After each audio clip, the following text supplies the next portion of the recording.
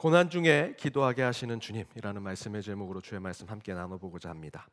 필립 얀시라고 하는 우리 기독교 작가가 계신데요. 그분이 내가 고통당할 때 하나님은 어디 계십니까? 라고 하는 책을 쓰셨는데, 그 가운데 사람들이 병이 들거나 고난을 당할 때 5종류의 크리스찬들이 있다라고 얘기합니다. 첫 번째는 율법적인 사람입니다. 내가 고난을 당하게 되면 하나님이 이 고통을 통해서 나에게 무엇인가 가르쳐 주시려고 하는구나, 내가 뭔가 죄를 졌구나, 내가 뭔가 잘못을 했고 내가 문제가 있구나, 그 문제를 지금 바꾸시려고 하나님께서 내게 지금 고난을 주시고 때로는 질병을 주시고 아픔을 주셨구나, 그래서 그 고통을 통해서 내 잘못된 길로서 돌아오도록 하시는구나, 그런 율법적인 생각을 한다고 이야기합니다. 두 번째는 상담적인 사람입니다. 고통 때문에 좌절하고 낙심하는 것, 하나님께서 너가 그 고통 가운데 낙심하고 또 그 가운데 좌절하길 원하지 않으셔. 하나님께서 너를 잘 인도해 주실 거야. 그 고통은 곧 지나가게 될 거야. 그 고통과 질병만 바라보지 말고 하나님께서 이제부터 새롭게 주실 하나님의 비전을 바라봐 라고 얘기하는 것이죠. 고통에 대한 설명은 별로 없습니다. 고통은 곧 지나가게 될 것이고 그에 대한 하나님의 뜻을 계속해서 알려주는 그런 사람들을 상담적인 사람이라고 얘기합니다. 세 번째는 신유적인 사람, 치유적인 사람들. 병은 또는 우리가 받는 고난은 절대로 하나님이 준 것이 아니야. 사단이, 마귀가 지금 내 몸속에 병을 준 거야. 너에게 고난을 주고 고통을 준 거야. 네 인생 앞에 장애를 만들어 놓은 거야. 그러니까 그 사단과 마귀와 싸워서 반드시 이겨야 돼 라고 얘기하는 거죠. 그래서 하나님께 기도하면 하나님께서 치유를 주시고 회복을 주실 것이다. 따라서 너가 신유의 그 병을 낫는 그런 귀신을 쫓는 능력을 가진 자가 돼야 돼 라고 하는 크리스찬들이 있다라는 것입니다. 네 번째는 체념적인 운명적인 사람들입니다. 모든 건 하나님이 하신 거야. 따라서 너가 겪는 고난도, 아픔도, 질병도, 네 안에 있는 그 상심된 마음도 다 하나님이 주신 거니까 그 이유가 있겠지. 그 고통에 대한 하나님의 이유를 깨닫는 것이 중요해. 그렇지만 하나님은 좋으신 분이시니까 그 고통을 통해서 너에게 좋은 걸 주시려고 할 거야. 고통에 감사하면서 살아라 라고 얘기하는 사람들, 때로는 운명적인 크리스찬이라고 얘기합니다. 마지막 다섯 번째는 사명의식을 갖고 있는 사람. 하나님은 당신을 고난 당하도록 지명하셨어. 그래서 잘 이겨내기만 하면 하나님이 상을 주실 거야. 너는 사명자거든. 그 사명을 이루는 가운데는 고난도 있고 아픔도 있고 때로는 장애도 있고 좌절하기도 하고 낙심하지만 그것은 사명을 위한 길이기 때문에 그것을 극복하기만 하면 너는 큰 상을 받게 될 거야 라고 이야기하는 사람들. 여러분은 어디에 속하십니까? 여러분의 고난의 해석을 지금 이 5가지로 설명하실 수 있으시겠습니까? 저도 때로는 설교할 때 첫 번째로 또는 두 번째로 세 번째로 설교할 때가 있었습니다. 매번 똑같이 한 것은 아니고요. 율법적인 문제로 저와 여러분의 고난과 고통의 문제를 깨달았을 때 여러분의 고통의 문제가 잘 해결되셨습니까? 율법적인 문제로 해결이 안 되니 그러면 상담적인 것, 오늘은 목사님 설교가 좀 나에게 위로가 되고 격려가 되는 설교가 되었으면 좋겠다. 내 안에 있는 고통을 나는 그냥 위로만 받고 싶다라고 했을 때 여러분 그 고통의 문제가 정말 잘 해결되고 그 가운데 하나님의 뜻을 깨달으셨습니까? 아니면 그런 거 다 말고 지금 내가 겪는 고통은 하나님께서 내가 가는 그 사명의 길 가운데 주신 거니까 내가 이거 극복하기만 하면 돼. 더 교회 헌신하고 더 열심히 일하지라는 생각으로 그 고난에 대한 답을 찾으셨습니까? 여러분은 이 5가지 중에 어떤 고난의 해석을 하며 살아가십니까? 필립 얀시가 이렇게 고통과 아픔을 겪는 사람들을 5가지 신앙적인 입장으로 설명하는 정말 중요한 이유는 뭐냐면요, 저와 여러분에게 주어진 고통의 문제는 이 땅에서는 해답이 없다라는 것을 알려주는 겁니다.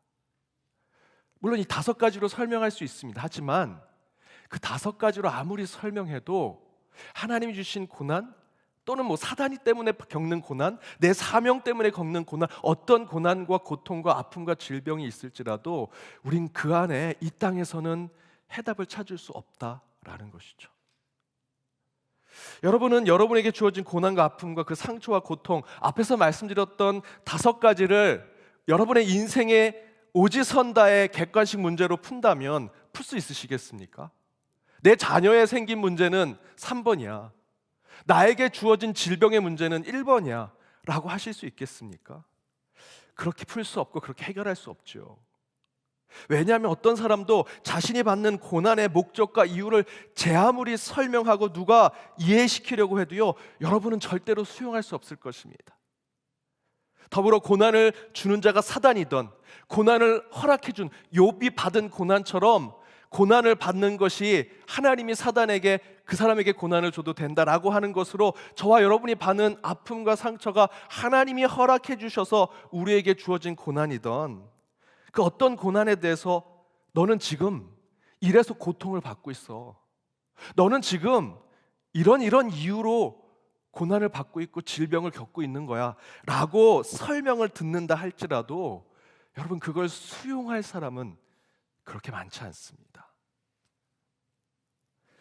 성통하시는 분 엊그제까지 욥기 읽으셨죠? 저도 욥기를 읽었는데, 여러분, 욥이 고통당하고 그의 친구들이 찾아와서 필립 얀시가 얘기했던 5가지를 이런 방법 저런 방법으로 얘기하죠. 너 지금 이런 잘못을 저질러서 너가 지금 이런 병을 얻는 거야, 이런 큰 고난을 겪는 거야 라고 얘기합니다. 때로는 우회적으로 격려하고 위로하는 척도 하지요. 체념과 운명인 것처럼 설명하기도 합니다. 하지만 그 어떤 설명과 이유도 욥은 수용할 수 없었습니다. 그리고 마지막에 하나님이 나타나시죠. 욥기 38장 1절에 그때에 여호와께서 폭풍우 가운데서 욥에게 말씀하여 이르시되, 37절까지 4명의 친구들이 이런저런 이유로 이야기합니다. 그리고 끝내 하나님이 나타나십니다. 그리고 이 9절 이하에서 하나님이 욥에게 왜 욥 네가 이런 고난을 당했는지 설명하십니까? 여러분, 말씀 읽으셔서 아실 거 아닙니까? 욥에게 욥 네가 왜 너 부인이 떠났는지, 네 자녀들이 왜 다 죽었는지, 너 재산을 왜 다 뺏겼는지, 이렇게 해서 네가 이런 벌을 받은 거야 라고 설명하십니까? 38절 이하에 그런 내용은 나오고 있지 않습니다. 38장에서 41장까지 그 폭풍우 속에 하나님이 어떤 분인지를 깨닫게 하실 뿐이지, 왜 욥이 고난을 받았는지, 왜 욥의 고난이 이렇게 저렇게 방법으로 찾아왔는지는 설명하지 않습니다. 그리고 욥은 하나님께 대답을 다 듣고 이렇게 얘기하죠. 욥기 42장 1절에서 6절 말씀이 욥의 응답입니다. 하나님은 분명히 자신이 받은 고난에 대해서 설명하지 않습니다. 하지만 그것에 대해서 욥이 듣고 자신이 하나님에 대한 것들을 욥기 42장 1절에서 6절에 설명하죠. 아, 하나님 그렇게 잘 설명해 주시고 이해할 수 있도록 말씀해 주셔서 감사합니다 라고 얘기합니까? 아니죠. 하나님은요, 마지막까지 욥의 고통의 이유, 내가 왜 너에게 고통을 허락했는지 그 목적에 대해서 설명해 주지 않으십니다. 대신에 욥은 이렇게 얘기하죠. 보여드린 말씀의 3절에 무지한 말로 이치를 가리는 자가 누구니까? 나는 깨닫지도 못한 일을 말하였고 스스로 알 수도 없고 헤아리기도 어려운 일을 말하였나이다 라고 얘기하죠. 무엇을 얘기합니까? 욥이 말하죠. 하나님께서 고난의 이유, 고난의 목적, 고난의 의미를 알려주신들 무지하고 깨닫지 못하는 이 부족한 자는요, 하나님의 뜻을 알 수 없을 겁니다. 하나님이 내게 주신 고난의 목적을 알아듣지도 못할 것입니다 라고 욥이 얘기하고 있습니다. 그리고 이렇게 얘기합니다. 4절에 내가 말하겠사오니 주는 들으시고 내가 주께 묻겠사오니 주여 내게 알게 하옵소서. 무엇을 하겠다 이야기합니까? 내가 이제 제대로 말하겠습니다. 주님 들어주십시오. 내가 이제 제대로 주께 묻겠습니다. 주여 이제 내게 알게 해 주십시오 라고 이야기하면서 욥이 그 고난 가운데 하나님, 폭풍우 가운데 하나님을 만나고, 아, 이제 제가 하나님 앞에 제대로 기도하겠습니다 라고 고백하는 것입니다. 이 말씀을 통해 하나님은 우리에게 무엇을 깨닫게 하십니까? 우리는 고난을 통해 기도하는 자가 되어야 한다라는 것입니다. 하나님 왜 이 고난을 주셨습니까? 하나님 왜 제게 이런 질병과 아픔에 빠지게 하셨습니까? 우리는 그렇게 기도하죠. 그렇게 기도하면서 하나님의 이유와 목적과 그 뜻을 알려고 기도했습니다. 그런데 욥은 그렇지 않더라는 것이죠. 물론 욥도 기도했죠. 그 고난과 아픔 가운데 잘 살다가 도저히 설명할 수 없는 것 가운데 그는 철퇴를 맞은 인생을 살아가게 되었습니다. 그리고 기도하고 또 기도했습니다. 기도하던 중에 사람을 불러주시고 친구들이 와서 율법적인 이유로, 사명적인 이유로, 체념적인 이유로, 운명적인 이유로 얘기하죠. 아무리 얘기하고 기도해도 자신이 받는 고난에 대해서 명확한 답을 얻지 못합니다. 그럼에도 불구하고 욥은 폭풍우 가운데 하나님을 만나고 이렇게 고백하죠. 내가 이제야 제대로 기도할 수 있게 되었습니다. 내가 이제야 제대로 주님께 간구하게 되었습니다. 제 기도, 제 간구 들어주시고 이제 제게 알게 해주십시오. 이처럼 고난 중에 우리가 하는 기도는 실제로 처음에는 하나님 왜 제게 이런 고난을 주셨습니까? 그 고난의 뜻을 알게 해주십시오 라고 저와 여러분도 기도하죠. 그렇게 기도하지만 끝내 저희가 깨달아야 하는 것은 그 고난의 이유와 목적을 아는 것보다 더 중요한 것, 우리는 고난 중에 하나님을 더 뜨겁게 만나야 하고 그 고난 중에 하나님을 인정하는 자, 그 가운데 하나님을 제대로 부르짖는 기도자가 되어야 한다는 것을 깨닫게 하시더라는 겁니다. 현대 유대교 랍비인 에브라함 햇셀이라고 하는 사람이 있습니다. 아브라함 햇셀이라는 랍비가 이런 얘기를 했습니다. 하나님은 점잖고 다정한 분이 아니다. 하나님은 마음씨 좋은 아저씨도 아니다. 하나님은 지진 같으신 분이시다. 저는 굉장히 공감합니다. 여러분, 왜 지진이 났는지 아십니까? 왜 지진이 그 나라에, 그 땅에, 그 많은 사람들이 마을에 있는데 마을이 있는 그곳에 지진이 난지 여러분 아십니까? 아무도 모릅니다. 지진이 나고 나서야 사람들이 분석하는 거죠. 단층이 어떻게 됐고 그 안에, 지구 안에 어떤 일들이 일어나서 그곳에 지진이 일어났다 생각하는 것뿐입니다. 분석하는 것뿐이죠. 하지만 왜 그 땅에, 그 나라에, 그 지점에 지진이 났는지는 아무도 모릅니다. 여러분, 하나님이 그러신 분이다라는 것이죠. 그런 하나님이 주신 고난이라면 우리는 고난의 이유와 그 목적 당연히 모를 수밖에 없습니다. 여러분의 질병, 큰 상처, 그 가운데 좌절하고 낙심하게 되었습니다. 친절한 아저씨가 여러분에게 찾아가서 너 그거 왜 병들었는지 알아? 내가 논리적으로 설명해 줄게. 이렇게 해서 너 그래서 병든 거야. 너 고난받는 거야. 너 인생에 고통을 받은 거야 라고 설명하면 여러분, 예, 알겠습니다. 제가 그래서 아픈 거군요. 제가 그래서 고통받는 거군요. 달게 받겠습니다 라고 하실 분 계시겠습니까? 여러분, 실존 가운데 고난 앞에 서 보십시오. 좌절과 낙심된 그 실존 앞에 서 있는 어느 누구도요, 그거 논리적으로 설명해도 아무도 받아들일 사람 없습니다. 아무리 잘 설명해도 왜?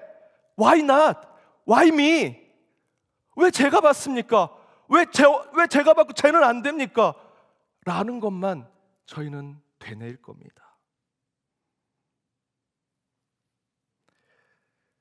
저와 여러분에게 주어진 고난, 아픔에 대해서 저와 여러분이 신앙적으로 생각해야 하는 것은요, 내게 지진이 일어났구나 라는 것이죠. 지진 같은 하나님이 내 삶에 개입하셨구나. 여기서 중요한 것은 내게 주어진 고난의 의미, 그리고 그에 대한 하나님의 뜻이 무엇일까? 기도하는 것이 아니고요, 더 중요한 신앙은 고난 중에 저와 여러분이 기도하는 자가 되어야 한다는 것입니다. 이에 대해서 오늘 본문에서 이렇게 얘기하죠. 오늘 시편 본문 5절 앞부분에 내 영혼아 내가 어찌하여 낙심하여 어찌하여 내 속에 불안해하는가? 너는 하나님께 소망을 두라. 고난 가운데 낙심하고 불안해하고 고통 속에 빠져 있을 때 우리는 어떻게 해야 한다고요? 너는 하나님께 소망을 두라. 고난 받아 낙심하고 불안할 때, 좌절에 빠지고 우울증에 걸렸을 때 왜 제가 우울증에 빠집니까? 왜 제가 이런 질병에 걸렸습니까? 왜 저는 이런 장애 앞에 서 있습니까? 하나님께 묻지 말고 하나님께 소망을 두라라고 얘기합니다. 여기서 낙심과 고난, 아픔 가운데 하나님께 소망을 두라는 것은 하나님께 고통의 뜻을 들으라는 것이 아닙니다. 우리에게 주어진 고통 속에 지진처럼 우리 삶을 흔들고 깨우시는 그 하나님을 만나라라는 것이죠. 바로 그것이 낙심과 불안 속에 하나님께 소망을 두라는 말씀입니다. 저와 여러분이 고난을 받으면 기도하죠. 기도하면서 왜 제게 이런 고난을 주셨습니까? 이유와 목적, 하나님의 뜻과 계획을 알고자 논리적인 우리 인생을 돌아보게 됩니다. 필립 얀시가 얘기한 대로 5가지의 우리 고난에 대한 신앙의 해석을 하려고 하죠. 하지만 여러분, 성경의 인물들을 바라보십시오. 욥은 고난을 겪었습니다. 끝내 욥이 왜 고통을 받았는지 욥은 듣지 못했습니다. 훗날 저와 여러분이 말씀을 통해서 깨닫게 됐죠. 하나님이 사단에게 허락하셔서. 요나가 물고기 물에 빠졌습니다. 그 가운데 그래도 요나는 더 선한 것을 가지고 하려고 했지만 욥의 인생의 그 순간을 보면 엄청난 고통이 찾아오죠. 왜 그에게 고통이 왔는지 요나는 알지 못했습니다. 바울이 다메섹 도상에서 엄청난 고통을 받죠. 사도행전 9장 9절에 보면 식음을 전폐합니다. 먹지도 못하고 마시지도 못하고 사흘 동안 그는 내가 왜 인생의 눈이 가려지고 이 가운데 고통을 겪는가, 그 뜻을 찾지 못합니다. 그 이유를 설명하지 못합니다. 하지만 중요한 것은 지금 말씀드린 욥, 요나, 바울은요, 그 극심한 고통 가운데 하나님을 만났습니다. 왜 고난을 받았는지, 왜 질병을 얻었는지, 왜 문제가 되었는지의 논리적 설명은 듣지 못했지만 그들은 모두 하나님의 사람이 되었다라는 것이죠. 고난 중에 다시 기도할 때 그 기도에 고난의 의미를 찾는 논리적인 기도가 되어서는 안 됩니다. 지진처럼 맞이한 여러분의 고난, 고통, 그 질병 가운데 하나님의 존재를 인식하고 그 가운데 하나님이 내 삶을 이끄시는구나, 나에게 개입하시고 섭리하시는구나 라는 것을 알아야 한다는 것이죠. 이에 팀 켈러 목사는 이런 얘기를 합니다. 설령 더없이 캄캄하고 메마른 시기를 지내며 하나님을 조금도 느낄 수 없을지라도 그분은 여전히 여러분의 고난 가운데 계신다. 바삭바삭하게 말라붙는 느낌이 들지라도 꾸준히 기도해야 한다. 무엇인가 고난의 그 아픔의 설명을 들어서 기도하는 것이 아닙니다. 그냥 말라붙는 느낌이 있어도 저와 여러분은 기도하는 자가 되어야 한다는 것입니다. 괴로울지라도 말씀을 읽어야 한다. 그러면 끝내는 다시 주님의 임재를 감지하게 될 것이다. 고난의 의미를 알게 될 것이다. 논리적으로 너의 아픔을 설명하게 될 것이다. 그게 아니라 끝내 다시 주님의 임재를 경험하게 될 것이다. 사랑하는 여러분, 하나님께서 저와 여러분이 고난 중에 기도하기를 원하시는 이유는 고난의 목적과 의미를 깨닫고 질병을 치유받고 아픔을 덜기 위함이 절대로 아닙니다. 하실 수 있다면 치유해 주시고 회복시켜 주시지요. 그러나 더 중요한 것은 진정으로 고난 중에 기도하길 바라시는 하나님의 뜻은 내가 내 주인이다. 내가 내 삶을 이끌고 있다. 내가 여전히 살아있는 너의 하나님이다 라는 것을 우리에게 알게 해주시기 위함입니다. 오늘 이 자리에 오신 여러분, 물론 여러분 안에 고난과 아픔의 문제 때문에 오셨으리라 생각이 듭니다. 그러나 저와 여러분에게 주어진 고난과 상처는 지진과 같습니다. 더 중요한 것은 고난과 이후의 목적을 넘어 고통을 주시던 축복을 주시던 내 삶을 주관하신 분은 하나님이심을 고백하고 내 삶을 하나님께 의탁하는 기도가 여러분 자리에서 있어야 합니다. 오늘 그것을 결단하기 위해 우리는 여기 기도하러 왔습니다. 그렇게 고난 중 임재하신 하나님을 나의 하나님, 나의 주님으로 기도하여 더욱 그 고난 중에도 하나님의 임재와 소망을 바라보는 저와 여러분이 되기를 주님의 이름으로 축복합니다. 우리 이 시간 함께 결단하며 나아가길 원합니다. 우리 계속해서 사순절 기간 우리의 주제 찬양처럼 부르는 그가 오신 이유에 대한 찬양을 다시 한번 깊은 묵상 가운데 찬양하면서 여러분의 고난, 아픔, 여러분 가정과 여러분 일터 가운데 있는 여러 문제들에 대한 하나님의 뜻을 찾아가시기를 주님의 이름으로 축복합니다. 함께 찬양으로 결단하겠습니다.